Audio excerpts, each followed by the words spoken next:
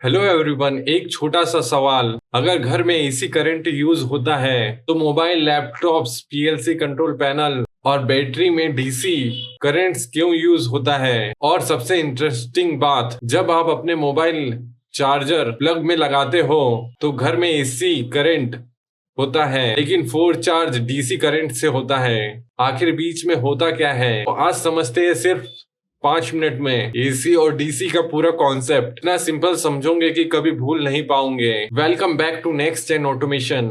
अगर आप ITI, diploma या बीटेक स्टूडेंट हो या इलेक्ट्रिकल, पीएलसी, ऑटोमेशन इंडस्ट्री में काम कर रहे हो तो ये वीडियो आपके लिए बहुत यूजफुल हो सकती है। चलिए बिना टाइम वेस्ट शुरू करते हैं। सबसे पहले हम समझते हैं फुल फॉर्म। एसी का मतलब होता है अल्टरनेटिंग करंट और डीसी का मतलब होता है डायरेक्ट करंट। लेकिन सिर्फ फॉर्मूला याद रखने से इंटरव्यू क्लियर नहीं होता, कॉन्सेप्ट समझना बहुत जरूरी है। एसी करंट क्या होता है? एसी करंट वह होता है जो अपनी डायरेक्शन बार बार चेंज करता है। इंडिया में जो इलेक्ट्रिसिटी आती है वो 230 वोल्ट्स एसी होती है। ये 50 हर्ट्ज यानी 50 टाइम्स पर सेकंड अपनी डायरेक्शन चेंज करती है और इसको हम 50 हर्ट्ज बोलते हैं। तो अब बात करते हैं डीसी करंट की। डीसी करंट सिर्फ एक डायरेक्शन में फ्लो होता है, ये अपना डायरेक्शन चेंज नहीं करता।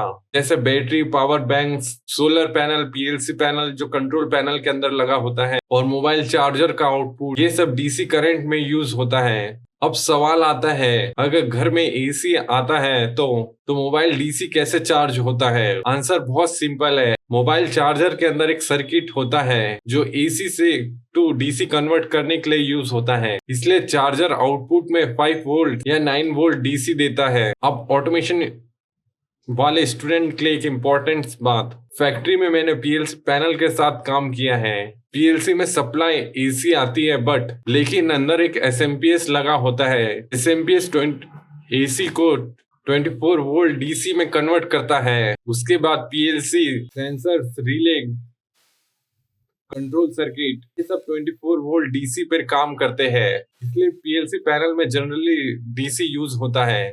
बट एसी करंट के कुछ एडवांटेज भी हैं। लॉन्ग डिस्टेंस ट्रांसमिशन के लिए बेस्ट है।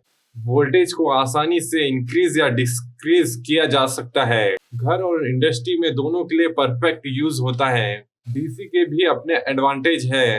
इलेक्ट्रॉनिक्स के लिए सबसे बेस्ट, स्टेबल सप्लाई, बैटरी में स्टोर कर सकते हैं। पीएलसी और ऑटोमेशन के लिए परफेक्ट। अब इनको हम रियल लाइफ से समझते हैं।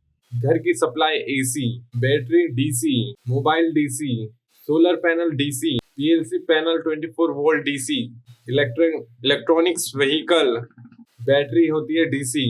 अब शायद आपको कॉन्सेप्ट क्लियर हो गया होगा। इंटरव्यू में कोई अगर आपसे पूछे एसी और डीसी में क्या अंतर है, डिफरेंट है, सिर्फ ये मत बोलना एसी डायरेक्शन चेंज करता है, डीसी डायरेक्ट करंट होता है। रियल एग्जांपल भी देना। यह आंसर इंटरव्यूअर को इम्प्रेस करेगा।